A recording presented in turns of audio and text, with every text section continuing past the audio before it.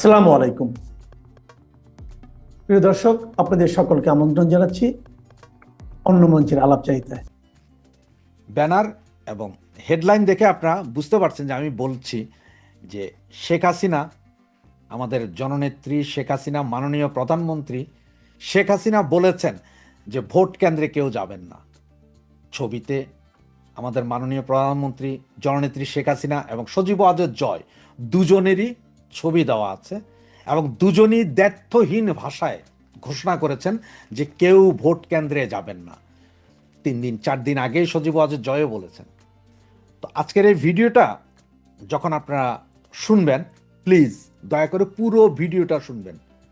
আজকের এই ভিডিওটা দয়া করে সকলে পুরো ভিডিওটা শুনবেন এবং পছন্দ হলে ম্যাক্সিমাম শেয়ার করবেন, ম্যাক্সিমাম বন্ধু বান্ধবকে বলবেন যেটা শোনার জন্য। আওয়ামী লীগ নেতাদেরকে প্রেশার করে পাঠাবেন যেটা শোনার জন্য। আমি এই যে শেখ হাসিনা আজকে প্রায় 15 দিন আগে বলেছেন নো ভোট নো ভোট, একটা ক্যাম্পেইন চলছে না, নো ভোট নো ভোট, যেখানে নৌকা নাই সেখানে ভোট নাই। বেশ কিছু জনপ্রিয় গানও করেছে, অবশ্য ওখানে দুই একটা স্ল্যাং ল্যাঙ্গুয়েজ আছে, সেটাতে কেউ মনক্ষুণ্ণ লাভ নেই। কারণ এখন যে প্রজন্ম, জেনজি প্রজন্ম, তারা তো স্ল্যাং ল্যাঙ্গুয়েজ ছাড়া বুঝে না। কারণ ওই যে একজনে বলছিল সাউয়া মাউয়া ছেড়ে দাও, ওনার স্ল্যাং ল্যাঙ্গুয়েজ তো সবাই শুনেছে না, তো সেম এখন আমরাও ওইভাবে গেলাম। কিন্তু এই যে আমাদের নেত্রী শেখ হাসিনা এবং সজীব ওয়াজেদ জয় যে কথাটা বলছে যে ভোট কেন্দ্রে কাউকে না যাওয়ার জন্য, যারা আওয়ামী লীগ সমর্থক বা জনগণ যারা আওয়ামী লীগকে ভালোবাসে তাদেরকে ভোট কেন্দ্রে না যাওয়ার জন্য বলছে। আমাদের আওয়ামী লীগ, শ্রমিক লীগ, যুবলীগ, স্বেচ্ছাসেবক লীগ, মহিলা আওয়ামী লীগ, কৃষক লীগ, এদের কোনো নেতা নেত্রীকে আজ পর্যন্ত একটা ভিডিও মেসেজ দিতে পেরেছে? পারে নাই। তবে আজকে থেকে আমাদের বিভিন্ন তৃণমূলের বেশ কিছু কর্মী, বেশ কিছু ভাই বোন যাদের কোনো পদ পদবিও নেই, তারা ভিডিও মেসেজ দিয়ে যাচ্ছে। তারা বাংলাদেশের থেকে ভিডিও মেসেজ ফেসবুকে ছেড়ে দিচ্ছে, রেকর্ডিং করে রেকর্ডটা ছেড়ে দিচ্ছে। কিন্তু নেতারা কোথায়? আপনার আজকে যুবলীগের সেন্ট্রাল কমিটির 2 লিডার, পরশ, তিনি কানাডায় থাকেন, আরেকজন আছেন নিখিল, সেক্রেটারি, দুইজনের একজনই কি ভিডিও বার্তা দিয়েছেন? একটাও দেননি। এ টিমের লাইভে এসেছিলেন পরেশ সাহেব, উনি ওনার চেহারা দেখান নাই। ওনারা দুইজন কিন্তু চাইলে 2টা ভিডিও বার্তা, ছোট ছোট 30 সেকেন্ডের ভিডিও বার্তা হোক, যে যারা যুবলীগ করেন, আওয়ামী লীগ করেন, যারা করেন, আপনারা কেউ ভোট কেন্দ্রে যাবেন না, আশপাশের লোকজনকে উৎসাহিত করুন ভোট কেন্দ্রে না যাওয়ার জন্য। এই কথাগুলো তো ওনারা দুইজন ভিডিওতে এসে বলতে পারতেন, লাইভে আসার দরকার নেই, তো রেকর্ডিং করে ছেড়ে দেন না 30 সেকেন্ডের জন্য। করেননি। স্বেচ্ছাসেবক লীগের প্রেসিডেন্ট, উনি আছেন বর্তমানে সম্ভবত ইউএসএ, এবং সেক্রেটারি উনিও আছেন বাইরে, না জানি হয়তো থাইল্যান্ড বা ব্যাংককে, কোথায় আছেন কে জানে। ওনাদেরকে আজ পর্যন্ত, আমি অনেকবার কথা বলেছি, আজ পর্যন্ত বলাতে পারিনি ওনাদেরকে। মহিলা আওয়ামী লীগ সেন্ট্রাল কমিটি, কোথায় আছেন ওনারা? ওনারা যদি ঘরে থেকে থাকেন তাহলে ওখান থেকে একটা ভিডিও বার্তা দেন না।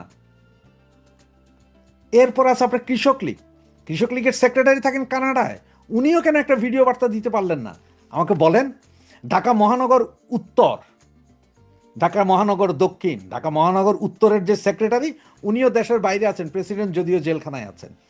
আর ঢাকা মহানগর দক্ষিণ সভাপতি, উনি তো হাওয়া, ওনার অবস্থা কেন হাওয়া হাওয়া ও হাওয়া খুশবু লুটা দে, এই অবস্থায়। এছাড়াও আরও কিছু আছে, যেমন আপনার বঙ্গবন্ধু পরিষদ আছে, প্রকৌশলীরা আজকে অবশ্য একটা বিবৃতি দিয়েছে, সাচিব আছে, কৃষিবিদ সংগঠন আছে, আওয়ামী লীগ আইনজীবী পরিষদ আছে। এনারা কোথায়? সাংবাদিক সমাজ, বুদ্ধিজীবী সমাজ কোথায়? সাংবাদিক, বিশিষ্ট সাংবাদিক যে নাজিম নিজাম, যার ওয়াইফ একসময় এমপিও হয়েছিলেন আওয়ামী লীগের বদন্যতায়, ওনারা কোথায়? নাজিম নিয়াজ তো আমেরিকাতে আছেন, ওনারা কেন এসে একটা ভিডিও বক্তব্য দিচ্ছেন না বা ভিডিও বক্তব্য দিতে পারছেন না? কারণটা কি? এই যে তৃণমূল কর্মী যারা এখন ভিডিও বার্তা দিচ্ছে, তাদের বাবা মা আছে, তাদের ঘরবাড়ি আছে, তাদের ভয় নাই, শুধু নেতাদেরই বাবা মা আছে, ঘরবাড়ি আছে, এটা চলে যাবে? নাকি এই সমস্ত সংগঠনের বড় বড় নেতারা এখন বিএনপি বা জামাতকে ডোনেশন দিচ্ছে এবং গোপনে হাত মিলাচ্ছে? কোনটা আপনার কাছে কোনটা মনে হয়? কমেন্টস করে জানান আপনার কাছে কোনটা মনে হয়। এই যে আমি যে সংগঠনগুলোর কথা বললাম, তার মধ্যে একমাত্র ছাত্রলীগের সভাপতি সেক্রেটারি ছাড়া আর কেউ ফেসে আইসে এভাবে বিভিন্ন জায়গায় কথা বলছে না। কোথায় গেল এই যুবলীগের নগর, মহানগর, ওয়ার্ড, থানা কমিটির সভাপতি, সেক্রেটারিরা? তারা কোথায়? যুবলীগের তৃণমূলের কর্মীরা কথা বলে, নেতারা কোথায়? শুধুমাত্র হোয়াটসঅ্যাপের মেসেঞ্জারে যে ওনারা কথা বলছেন, এতেই হবে? আপনাদের মতামত কি? যে এই মুহূর্তে যেহেতু শেখ হাসিনা এবং সজীব ওয়াজেদ জয় দুইজনই দ্ব্যর্থহীন ভাষায় বলে দিয়েছেন যে আমরা কেউ ভোট কেন্দ্রে যাব না, এই কথাটা আওয়ামী লীগের সমস্ত নেতারা একের পর এক বলা উচিত কিনা? ওনারা যদি বলে, এটার ইম্প্যাক্ট আমি বা আপনি বললে যতটুকু পড়বে তার চেয়ে বেশি পড়বে, তাই নয় কি? আওয়ামী লীগের 300 আসনে 300 এমপি আছেন। 300 এমপি যদি এসে এক এক দিনে যদি 10 জন বা 20 জন এমপি হয়, যে এসে যদি বলেন যে আমার আসন, ধরেন আপনার এক্সাম্পল আমি বললাম যে আমার আসন 1, আমার আসন 2, আমার সংসদীয় আসন 300, আমার সংসদীয় আসন 286, আমার সংসদীয় আসনের নেতা কর্মী জনসাধারণের কাছে অনুরোধ, আপনারা 12 তারিখ ভোট কেন্দ্রে যাবেন না, আপনারা সকলে বাসায় থাকুন। যদি প্রেসারে পড়ে বা মৃত্যু ভয়ে আপনারা ভোট কেন্দ্রে যেতেই হয়, ভোট কেন্দ্রে গিয়ে সেই ভোট কি করবেন সেটা আপনারা সিদ্ধান্ত নিয়ে ফেলবেন ওখানে, যে আপনারা এমন কিছু করুন, এমনভাবে করেন যে আমরা কোনো ভোট কেন্দ্রে যাব না, ভোট দেব না। এই অনুরোধটুকু কি 300 আসনে 300 জন এমপি করতে পারেন না? বা রানিং এমপি যারা ছিল তারাও করেন না? বা আগামীতে অদূর ভবিষ্যতে যারা এমপি হওয়ার খায়েশ আছে, কমিশনার হওয়ার খায়েশ আছে, তারাও কি বলতে পারেন না? সারা বাংলাদেশে এতগুলো কমিশনার, মহিলা কমিশনার, চেয়ারম্যান, উপজেলা চেয়ারম্যান, অমুক চেয়ারম্যান, কোথায় ওনারা? কেন ওনারা এখন ভিডিও বার্তা দিচ্ছেন না? আওয়ামী লীগের কতজন নেতা, আমি কোনো কর্মীর কথা, কতজন নেতা এই সেন্ট্রাল কমিটি থেকে শুরু করে ওয়ার্ড কমিটির নেতা, কতজন আপনারা উঠান বৈঠক করতে পারছেন? আপনারা সব কি ওই যে রাতের বেলার হোয়াটসঅ্যাপ, সারা রাত হোয়াটসঅ্যাপ আর দিনের বেলা মেয়াদ উত্তীর্ণ খায়া ঘুমাইয়া থাকবেন? আমি এখন পর্যন্ত দেখলাম না যে কোনো আওয়ামী লীগ নেতা ফোন দিয়ে বলতে যে ভাই এই এটা লাইভ রেডি করেন, আমি আমার এলাকার জনগণকে বলবো, আমি আমার দেশের জনগণকে বলবো যে যাতে ভোট কেন্দ্রে না যায়, আমি আমার জননেত্রী শেখ হাসিনা এবং সজীব ওয়াজেদ জয়ের কথাটা বাংলাদেশের মানুষকে আরো বেশি করে শোনাবো। হ্যাঁ, আমরা জানি শেখ হাসিনার কথা সবাই শুনছে, সজীব ওয়াজেদ জয়ের কথা সবাই শুনছে, কিন্তু কথাটা হচ্ছে যে আপনারা কেন বলছেন না? এখনো কেন আপনাদের মধ্যে গ্রুপিং? আপনারা কেন এখনো বলতে পারতেছেন না? মানে আপনাদের নিজেদের পিঠ বাঁচানোর জন্য, ব্যবসা বাঁচানোর জন্য আপনারা চুপচাপ চেহারা দেখাবেন না নাকি? আপনারা কেউ চেহারা দেখাবেন না, কারণ আপনারা চেহারা দেখাইলে আবার আপনাদের ব্যবসা বাণিজ্য এগুলোর ক্ষতি হয় কিনা। আর আমরা যারা বলি বা আমার তৃণমূল কর্মী ভাই বোন যারা বলে, তাদের কারোই ব্যবসা বাণিজ্যও নাই, বাপ মাও নাই, ঘর বাড়িও নাই, সব এতিমখানা থেকে উঠে আসছে নাকি? এটাই কি মনে হয় না? তো আপনারা প্লিজ যারা আমার এই বক্তব্যটা শুনছেন, সকলে এই বক্তব্যটা একটু বেশি বেশি করে প্রচার করেন, বেশি বেশি করে আওয়ামী লীগ নেতাদেরকে জিজ্ঞেস করেন এখন যে তোমরা হোয়াটসঅ্যাপ কলে আমাদের সাথে কথা না বলে ভিডিও বার্তা দাও। আমার কথা হচ্ছে ভিডিও বার্তা দাও। আওয়ামী লীগকে ধ্বংসের মূল কারিগর এই লোকগুলো, এই কমিটি, আপনার যতগুলো কমিটি বললাম, যে আওয়ামী লীগ, যুবলীগ, শ্রমিক লীগ, স্বেচ্ছাসেবক লীগ, মহিলা আওয়ামী লীগ, কৃষক লীগ, এরা সবগুলোই দায়ী, এরা সবগুলোই দায়ী। আজকে কোথায় অ্যাডভোকেট সাহেবেরা গোলাগুলি করতেন? আপনারা ওই কে এপিএস হবেন, কে পিপি হবেন, কে জিপি হবেন, কে ডিপি হবেন, সকলেই তো পয়সা খাইছেন। বুদ্ধিজীবীরা আওয়ামী লীগ আমলের গত 15 বছর তো আপনারাও পয়সা খাইছেন, সব বেনিফিশিয়ারি। কেউ জমি নিছেন, কেউ জায়গা নিছেন, কেউ টাকা নিছেন, কেউ চিকিৎসার জন্য টাকা নিছেন না আপনারা? কেউ আপনাদের বউরে এমপি বানাইছেন, কারো বউ আবার যে নেতা হয়েছে, কারো ছেলে এমপি হয়েছে। আপনারা বের হচ্ছেন না কেন?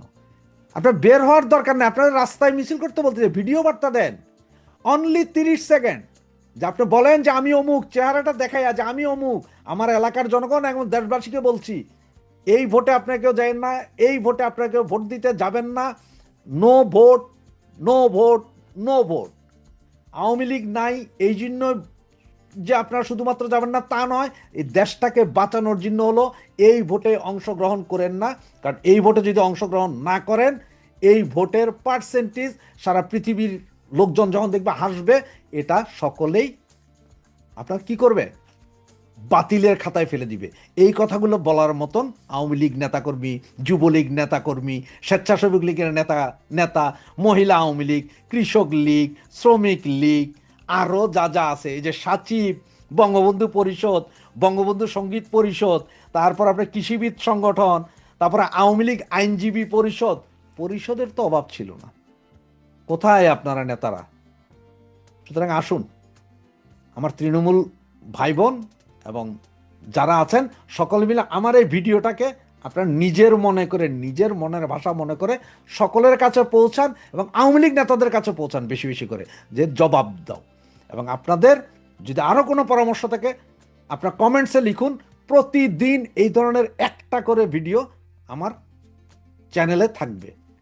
জয় বাংলা, জয় বঙ্গবন্ধু। প্রধান বিচারপতি কেন আসিফ নজরুল চাইলে রাষ্ট্রপতি বঙ্গভবনে বসে প্রাণটা হাতে করে বসে থাকবেন 12ই ফেব্রুয়ারির নির্বাচনের সময় থেকে, যে কখন তাকে পদত্যাগ করে নিরাপদে দেশের বাইরে একটা জীবন কাটানোর জন্য সুযোগ করে দেবে এই সরকার বা এই সরকারের সব শক্তিশালী পক্ষগুলো, সেখানে তার কি সাধ্য? তিনি তাকেই অনুমোদন দেবেন যার কথা আসিফ নজরুল আর ডক্টর ইউনূস বলে দেবেন।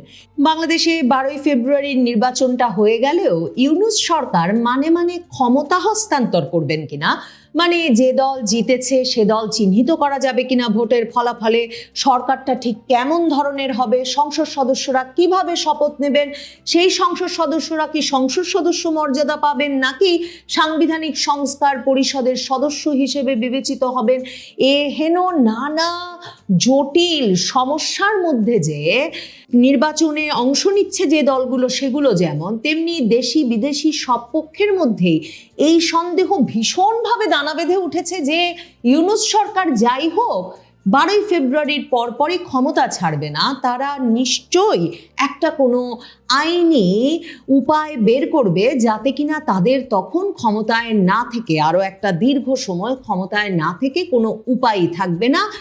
এবং এই সন্দেহের ফলে যে একটা প্রশ্নের সম্মুখীন হতে হচ্ছে সরকারকে, সেটা বোঝা যায় যে সরকারের যে প্রেস সচিব, প্রেস টিম ডক্টর ইউনূসের, তারা প্রায় প্রতিদিন কোনো না কোনোভাবে ঘোষণা দিয়ে জানান দিচ্ছে যে সরকার দ্রুততম সময়ে ক্ষমতা হস্তান্তর করে দেবে, মানে ঠাকুর ঘরে কেড়ে আমি কলা খাই না। এবং প্রথমে প্রেস সচিব আজাদ মজুমদার তিনি একটা ফেসবুক স্ট্যাটাস দিয়ে সংবাদ শিরোনাম হলেন যে সরকার নির্বাচনের পর দ্রুততম সময়ের মধ্যে ক্ষমতা হস্তান্তর করবে। তো দ্রুত দায়িত্ব হস্তান্তর করবে সরকার, এই বাক্য যিনি পত্রিকায় পড়বেন, তিনি বিএনপি হন, জামাত হন, মানে নির্বাচনে অংশগ্রহণকারী দলের হন, কিংবা মানে আপনার আমার মতো সাধারণ জনতা হন, নিশ্চয়ই তারা চমকে উঠে বলবেন দ্রুত সময়টা কখন? মানে আমরা যদি 16-17 মাস ধরে ইউনূস সরকারের অধীনে থাকতে পারি, এ শাসন মেনে নিতে পারি, তাহলে অসুবিধা কি? আরো 6 মাস 9 মাস তো তারা থাকতেই পারেন সাংবিধানিক সংস্কার শেষ না হওয়া পর্যন্ত। যেমনটা আলী রিয়াজ বলেছেন যে আরো 180 দিন নির্বাচনের পর নির্বাচিত সংসদ সদস্যরা সাংবিধানিক সংস্কার পরিষদের সদস্য হিসেবে কাজ করবেন। কাজেই দ্রুত তো বটেই, নির্বাচনের পরে আরো 6 মাস 9 মাস থাকলে 9 মাসেরও একটা হিসাব আছে, যেখানে আলী রিয়াজ বলেছেন যে জুলাই সনদের যে সংস্কার প্রস্তাবগুলো সেগুলোর বিষয়ে যদি আবার সাংবিধানিক সংস্কার পরিষদের সদস্যরা রাজি না হতে পারেন, একমত হতে না পারেন, তাহলে 270 দিন পরে নাকি ওই সংস্কারগুলো স্বয়ংক্রিয়ভাবে বাংলাদেশের সংবিধানে ঢুকে যাবে। তো তাহলে তাতে প্রায় 9 মাসের একটা ব্যাপার। তো সেসব আবার যদি কার্যদিবস ধরি আরো বেশি মাসের ব্যাপার। তো সেসব হিসাব মিলিয়ে আমরা তো জানি দ্রুত সময়েই সরকারের ইরাদা ঠিক আছে, সরকার চায় দ্রুত সময়েই ক্ষমতা হস্তান্তর করতে, কিন্তু যদি নিয়ম কানুনগুলো তাদের সামনে একটা বাধা হয়ে দাঁড়ায় তাহলে তার কিছু করার থাকে না। তো বৃহস্পতিবার আবার প্রেস সচিব শফিকুল আলম তিনি সংবাদ সম্মেলনে আসেন এবং তিনি বলেন যে নির্বাচনের পর যত দ্রুত সম্ভব নির্বাচিত সরকারের কাছে দায়িত্ব হস্তান্তর করা হবে, এবং তিনি মনে করেন, মনে রাখতে হবে, এটা বলেন নাই সরকারের সিদ্ধান্ত, এটা বলেন নাই যে কোনো কারণ নাই এর পরে যাওয়ার। প্রেস সচিব বলেছেন তিনি মনে করেন এটা 17-18 ফেব্রুয়ারির পরে যাবে না। এবং প্রধান উপদেষ্টার প্রেস সচিব বলেন সবচেয়ে দ্রুত সময়েই ক্ষমতা হস্তান্তর হবে। যদি দেখা যায় 3 দিনের মধ্যে এমন হয় যে সংসদ সদস্যরা শপথ নিয়েছেন, তারপর সংখ্যাগরিষ্ঠ দলের লিডারকে ডাকা হচ্ছে যে আপনি আসেন, শপথ নেন প্রধানমন্ত্রী হিসেবে, 3 দিনের মধ্যে এটা হয়ে যেতে পারে। 15-16 ফেব্রুয়ারিতে হতে পারে। আমার মনে হয় না এটা 17-18 ফেব্রুয়ারির পরে যাবে। মনে করে দেখেন এই সরকার নির্বাচনের তারিখের বিষয়টা কেমন করেছিল। মানে কত মাস ধরে আমরা শুনেছি যে 2 মাসের মধ্যে হবে, 3 মাসের মধ্যে হবে, 5 মাসের মধ্যে হবে, এর পরে আর কেন যাবে এটা তারা জানেন না, নিশ্চয়ই ওই সময়ের মধ্যে হয়ে যাবে। কিন্তু সরকার তখনই নির্বাচন দিয়েছে যখন ডক্টর মোহাম্মদ ইউনূস সিদ্ধান্ত নিয়েছেন, যথেষ্ট চাপের শিকার হয়েছেন এবং তিনি এই সিদ্ধান্তে উপনীত হয়েছেন যে কিছুতেই 2025-এ নির্বাচনটা দেওয়া যাবে না, কারণ 2025-এর মধ্যে তার বন্দরগুলো হস্তান্তর শেষ হবে না, তার আরো অনেক অ্যাসাইনমেন্ট তার বিদেশি বন্ধুদের কাছ থেকে নিয়ে আসা বাকি থাকবে। সেই সব মিলিয়ে তিনি আসলে ফেব্রুয়ারি পর্যন্ত সময়টা ধরে রাখতে চান এবং ঠিক সেটাই কথা দিয়েছেন। সেই মতোই নির্বাচন অনুষ্ঠিত হতে যাচ্ছে, হতেও পারে আর কি। তো প্রেস সচিবের এই বিবৃতিটা যদি লক্ষ্য করেন, শব্দ চয়নগুলা, তিনি বলেছেন যে তারপর সংখ্যাগরিষ্ঠ দলের লিডারকে ডাকা হচ্ছে। কে ডাকবেন তার মানে এখনো কোনো ঠিক নাই। রাষ্ট্রপতি তো একটা পুতুল রাষ্ট্রপতি, যখন তখন যে সে বঙ্গভবনে ঢুকে যাচ্ছেন। মঙ্গলবার দিন বঙ্গভবনে ঢুকে জামায়াতের প্রতিনিধি দল, তারপর জামায়াতের প্রভাবশালী একজন নেতা গোলাম আজম পুত্র ব্রিগেডিয়ার জেনারেল আজমি, যার সেনাবাহিনীর উপরেও ব্যাপক প্রভাব, তিনি গিয়ে রাষ্ট্রপতি শাহাবুদ্দিন চুপ্পুর সঙ্গে দেখা করে এসেছেন। তাকে যা পরামর্শ দেওয়ার, তাকে যা বার্তা দেওয়ার তারা পরিষ্কার করে দিয়ে এসেছেন। রাষ্ট্রপতি অপেক্ষায় আছেন, তাকে যে যা বলবেন তিনি স্বাক্ষর করবেন।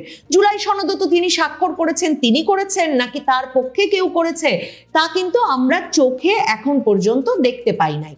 ঠিক তেমনি রাষ্ট্রপতিকে সংখ্যাগরিষ্ঠ দলের নেতাকে ডাকবেন কিনা সে বিষয়টা পরিষ্কার করা হলো না। কারণ মনে রাখবেন, ধরেন হাসনাত আব্দুল্লাহ, মবের রাজা হাসনাত আব্দুল্লাহ, যিনি কিনা বলেছিলেন রাষ্ট্রপতি যদি জুলাই সনদ স্বাক্ষর করেন তাহলে তাদের সবার গলার দড়ি দেওয়া উচিত, যিনি কিনা গত 2024-এর সেপ্টেম্বরে বঙ্গভবনের সামনে গিয়ে দাঁড়িয়েছিলেন 48 ঘন্টার মধ্যে রাষ্ট্রপতি শাহাবুদ্দিন চুপ্পুকে পদত্যাগ করিয়ে নামিয়ে এনে বঙ্গভবন থেকে বের করতে হবে, রাজপথে নামিয়ে আনতে হবে। সেই হাসনাত আব্দুল্লাহ কিন্তু এই সংসদ নির্বাচনে সংসদ সদস্য মনোনীত হতে যাচ্ছেন, কারণ সেই আসনে বিএনপি প্রার্থীর মনোনয়ন বাতিল হয়ে গেছে। মোটামুটি এককভাবে তিনি প্রতিদ্বন্দ্বিতা করে সে আসন থেকে নির্বাচিত হয়ে আসছেন। তাহলে হাসনাত আব্দুল্লাহ কি কোনোভাবে সংবিধান মেনে কোনো রকম শপথ চাইবেন, নাকি হাসনাত আব্দুল্লাহরা সেই গত আগস্ট থেকে যে কথা বলে আসছেন যে তারা চান যে শহীদ মিনারে দাঁড়িয়ে একটা ঘোষণাপত্র পাঠ করে বিপ্লবের সরকার গঠিত হবে এবং সেই বিপ্লবের সরকারের শপথ প্রয়োজনে আবু সাইদের বাবা কিংবা হাদির স্ত্রী হতে পারেন কিংবা আবরারের বাবা হতে পারেন, মানে তাদের অনুমোদিত শহীদদের তালিকা থেকে একজনের পরিবারের সদস্য তাদের শপথ পড়াবেন এবং একটা বিপ্লবের সরকার গঠিত হবে। তাহলে সেসব নিয়ে নানা সম্ভাবনা তো বাকি রয়েই গেছে। আসিফ নজরুল এক আইনি তত্ত্ব হাজির করেছেন। তিনি বলেছেন, মানে যে প্রশ্নটা বারবার তুলছিলাম, সংসদ সদস্যদের শপথ পড়াবেন কে, কারণ পূর্ববর্তী সংসদের স্পিকারই পরবর্তী সংসদের নির্বাচিত সদস্যদেরকে শপথ পাঠ করান। বাংলাদেশের দ্বাদশ সংসদের স্পিকার শিরিন শারমিন চৌধুরী আগস্ট মাসেই পদত্যাগ করেছেন। তিনি যে কোথায় আছেন কেউ জানে না, ডেপুটি স্পিকার কারাগারে আছেন। এখন স্পিকার নাই, ডেপুটি স্পিকার নাই, কে তাদেরকে শপথ পড়াবেন? আইনের প্রফেসর আসিফ নজরুল এই তত্ত্ব হাজির করেছেন যে এখন নাকি নির্বাচিত নতুন সংসদ সদস্যদের রাষ্ট্রপতির মনোনীত যে কোনো ব্যক্তি শপথ গ্রহণ করাতে পারে। তার মানে তখন তিনি উদাহরণ হিসেবে বলেছেন প্রধান বিচারপতির কাছেও তারা শপথ নিতে পারেন। তার মানে ওই যে আমি যে বললাম প্রধান বিচারপতি কেন, আসিফ নজরুল চাইলে রাষ্ট্রপতি বঙ্গভবনে বসে প্রাণটা হাতে করে বসে থাকবেন 12ই ফেব্রুয়ারির নির্বাচনের সময় থেকে, যে কখন তাকে পদত্যাগ করে নিরাপদে দেশের বাইরে একটা জীবন কাটানোর জন্য সুযোগ করে দেবে এই সরকার বা এই সরকারের সব শক্তিশালী পক্ষগুলো। সেখানে তার কি সাধ্য? তিনি তাকেই অনুমোদন দেবেন যার কথা আসিফ নজরুল আর ডক্টর ইউনূস বলে দেবেন।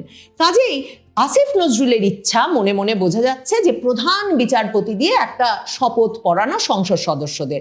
এরপর আবার আসিফ নজরুল বলছেন এছাড়া নির্বাচিত হওয়ার 3 দিন পর হলে প্রধান নির্বাচন কমিশনারও শপথ পড়াতে পারেন। ওই যে আমি বললাম যে কেউ শপথ পড়াতে পারেন, প্রয়োজনে আসিফ নজরুল নিজেও শপথ পড়াতে পারেন, ইউনূস সাহেবও শপথ পড়াতে পারেন জাতির পিতা হিসেবে, কিংবা তারা চাইলে নাহিদ ইসলাম, হাসনাত আব্দুল্লাহ, আসিফ মাহমুদ, সজীব ভুইয়া যে কেউ শপথ পড়াতে পারেন। কিন্তু শপথের আগেও তো আরো সমস্যা রয়ে গেছে। এই যে সিইসির কথা বলা হচ্ছে, বাংলাদেশে এরই মধ্যে সাবেক এক সিইসি নুরুল হুদাকে জুতার মালা পরিয়ে এই হাসনাত আব্দুল্লাহদের দলবল মব করে আটক করা হয়েছে, তার গায়ে হাত তোলা হয়েছে, তারপর তাকে হত্যা মামলা দেওয়া হয়েছে। এখন নির্বাচনের ফলাফল যদি কোনো পক্ষের পছন্দ না হয়, তাহলে এই সিইসি নাসির উদ্দিন তিনি কি আসলে লোকসমক্ষে আসতে পারবেন? তার পক্ষে কি প্রকাশ্যে কোনো জায়গায় উপস্থিত হওয়া সম্ভব হবে? মানে আমি জানি না, সংসদ ভবনে গিয়ে নির্বাচন কমিশনারের শপথ পড়ানোর কথা, সেই সংসদ ভবনে কি তিনি আসলে তার প্রাণটা, মানটা, জানটা হাতে করে ঢুকতে পারবেন, নাকি ঢোকা মাত্র বা তিনি পথে বের হওয়া মাত্র, কিংবা আসলে 12ই ফেব্রুয়ারি রাতে ফলাফল ঘোষণা শুরু হওয়ার পর থেকেই তাকে খুঁজতে থাকবে একদল জনতা, যারা তাকে পেলেই জানে মেরে ফেলবে, ফাঁসিতে লটকে দেবে রাজপথে এনে, কিংবা অন্তত জুতার মালা পরিয়ে গ্রেফতার করিয়ে ছাড়বে। তাহলে সিইসি নাসির উদ্দিন ওই শপথ পড়ানোর অবস্থায় থাকবেন কিনা, তার আগে আসলে ঠিক হতে হবে সংসদ নির্বাচনের ফলাফলটা সকল পক্ষ মেনে নিয়েছে কিনা, গণভোটের ফলাফলটা সকল পক্ষ মেনে নিয়েছে কিনা। সকল পক্ষ না মানলে এই সংসদ সদস্যরা যে কবে শপথ করবেন, কবে শপথ বাক্য পাঠ করবেন এবং কার কাছে পাঠ করবেন, এ সবই এমন একটা ধোঁয়াশার পরিস্থিতি সৃষ্টি করে যে ইউনূস সরকার জানে যারাই চাইছেন যে নির্বাচনের মাধ্যমে একটা একক সংখ্যাগরিষ্ঠতার ভিত্তিতে তারা সরকার গঠন করে ফেলবেন, যে পক্ষই সে স্বপ্ন দেখছেন, এবং বাংলাদেশের যে নির্বাচনের মাধ্যমে স্থিতিশীলতা আসবে এমন প্রত্যাশা নিয়ে তাকিয়ে আছে যে সব বিদেশিরা, এরা প্রত্যেকেই জানেন ক্ষমতা হস্তান্তর না হওয়া পর্যন্ত পরিবেশটা কতটা গুরুতর আকার ধারণ করতে পারে। কারণ আগে সংসদ নির্বাচনের ফলাফল মেনে নিতে হবে, তারপর সেই বিষয়ে একমত হতে হবে, ক্ষমতা হস্তান্তরের পর কি ধরনের সরকার গঠিত হবে, সেই সরকারে সকলের ভাগাভাগি থাকবে কিনা। কারণ মনে রাখতে হবে জামায়াতে ইসলামী, এনসিপি এরই মধ্যে, মানে জামায়াতে ইসলামী স্পষ্টত বলেছে তারা জাতীয় সরকার চায়। এরপর গণভোটে হ্যাঁ ভোট পাশ হলে বাংলাদেশে উচ্চকক্ষ প্রতিষ্ঠিত হবে সংসদের। 100 আসনের উচ্চকক্ষ প্রতিষ্ঠার আগে প্রেসিডেন্ট পদে নতুন করে কাউকে নিয়োগ দেওয়া যাবে না, কারণ নতুন যে প্রেসিডেন্ট নির্বাচনের নিয়ম নিয়ে এসেছে জুলাই সনদ, তাতে উচ্চকক্ষ এবং নিম্নকক্ষের সংসদ সদস্যরা গোপন ব্যালটের মাধ্যমে একজন রাষ্ট্রপতিকে নির্বাচন করবেন। তাহলে এই পুরো প্রক্রিয়াটা শেষ হতে আসলে কতগুলো পদক্ষেপ পাড়ি দিতে হবে, সেগুলো ডক্টর ইউনূসরা জানেন, আসিফ নজরুলরা জানেন। তারা এটাও জানেন সবই নির্ভর করছে নির্বাচনের পর কি করে নির্বাচনে অংশগ্রহণকারী দলগুলো তাদের মধ্যে এক রকমের আপোষ রফার ভিত্তিতে ক্ষমতার ভাগাভাগির বিষয়ে একমত হন। সেই ক্ষমতার ভাগাভাগিতে এই আসিফ নজরুল, ইউনূস, প্রেস সচিব শফিক এদেরকেও নিতে হবে, কারণ এদের কারো আবার তাদের দনিয়ার বাড়িতে কিংবা ঢাকা বিশ্ববিদ্যালয়ের কোয়ার্টারে ফিরে যাওয়ার কোনো উপায় নাই।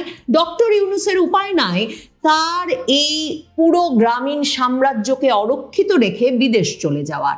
কাজেই এই পুরো প্রক্রিয়া শেষ হলে তবে যে ক্ষমতা হস্তান্তর হবে সেটা ইউনূস সাহেব জানেন ইউনূস সাহেবের পারিষদবর্গ, তাই তারা বারবার কসম কেটে বলছেন দ্রুততম সময়ে তারা ক্ষমতা হস্তান্তর করবেন। আর বিএনপির সাধারণ নেতাকর্মীরা হয়তো ভাবছেন যে বরাবর সংসদ নির্বাচনে যেমন হয় এবার তেমনি বিএনপি সংখ্যাগরিষ্ঠতা পেলে, একক সংখ্যাগরিষ্ঠতা পেলে তারাই সরকার গঠন করবেন এবং তারেক রহমান প্রধানমন্ত্রী হয়ে যাবেন, এই পথ তো মসৃণ। বিএনপির শীর্ষ নেতৃত্ব জানেন যে একেবারে প্রধানমন্ত্রীর বাসভবনে না ঢোকা পর্যন্ত, মানে জায়গার দখল না নেওয়া পর্যন্ত, আর যমুনা থেকে ডক্টর ইউনূসকে বের না করা পর্যন্ত ক্ষমতায় আরোহণ বা ক্ষমতা হস্তান্তর প্রক্রিয়াকে শেষ করা কোনোভাবেই সম্ভব হবে না। আবার ভাবুন তো, প্রধানমন্ত্রীর বাসভবন গণভবনটি তো জাদুঘরে পরিণত হয়েছে। তারেক রহমান প্রধানমন্ত্রী হলে বা ডাক্তার শফিকুর রহমান প্রধানমন্ত্রী হলে তারা কোথায় গিয়েই বা উঠবেন? যমুনায় আছেন ডক্টর ইউনূস, তাকে কোথায় নিয়ে যাওয়া হবে? আর আগামীর প্রধানমন্ত্রী কোথায় উঠবেন এটাও যখন ঠিক নাই, তখন বলা মুশকিল 17-18 তারিখের মধ্যে সত্যি ক্ষমতা হস্তান্তর হয়ে যাবে।